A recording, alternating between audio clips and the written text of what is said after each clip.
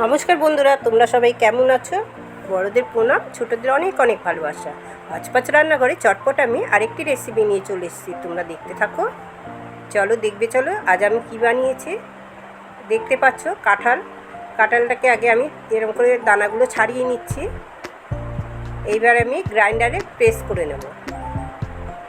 এর মধ্যে আমি একটু চিনি দিয়ে দিলাম, স্বাদ মতো সামান্য নুন দিলাম। দেখো পেস্ট করে নিয়েছি।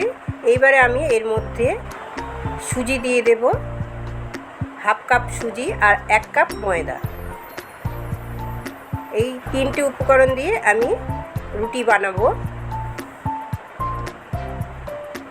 এর আগে তোমাদের আমি মালপোয়া বানানো দেখিয়েছি, কাঁঠালের মালপোয়া, কাঁঠালের বড়া। আজ তোমাদের আমি কাঁঠালের রুটি বানিয়ে দেখাবো। খুব সহজ। কাঁঠাল অনেকে খেতে চায় না, গন্ধ ছাড়ে বলে। এইভাবে রুটি বানিয়ে সকালে ব্রেকফাস্টে বেশ ভালোই লাগে খেতে, খারাপ নয়। দেখো এইবার আমি একটু দুধ দিয়ে দিচ্ছি।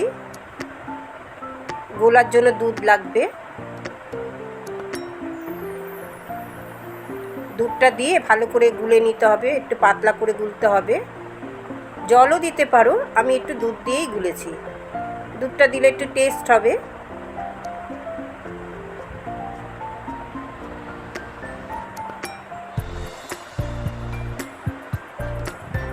বাচ্চাদের স্কুলের টিফিনের জন্য খুব ভালো একটা রেসিপি।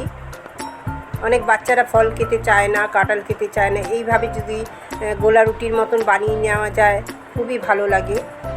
বন্ধুরা, তোমরা দেখতে পাচ্ছ কেমন করে বানিয়েছি। তোমরা একবার এইভাবে বাড়িতে বানিয়ে খেয়ে আমাকে কমেন্ট লিখে জানিও যে কেমন হয়েছে। বন্ধুরা, তোমাদের যদি এই রেসিপিটা ভালো লাগে, একটা লাইক, শেয়ার, সাবস্ক্রাইব করে দিও। অল বাটনটা প্রেস করে দিলে আমি যখনই কোনো ভিডিও ছাড়বো, নোটিফিকেশন সবার আগে তোমাদের কাছে পৌঁছে যাবে। এইবারে দেখো, এই তাওয়াতে দিয়ে গ্যাসের ফ্লেমটা কম করে দিয়ে তারপরে এই রকম উল্টে দিতে হবে। দেখো এবার আমি উল্টে পাল্টে ভেজে নেব।